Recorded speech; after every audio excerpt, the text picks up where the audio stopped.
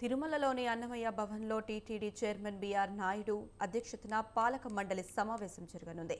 భేటీలో పలు కీలక అంశాలను చర్చించనున్నట్లు తెలిసిందే. వైకుంఠ ఏకాదశి జనవరి 1కి సంబంధించిన అంశాలపై చర్చించనున్నట్లు సమాచారం. ఈ సమావేశంలో దాదాపు 66 అంశాలపై రూపొందించిన అజెండాపై చర్చించే అవకాశం ఉంది.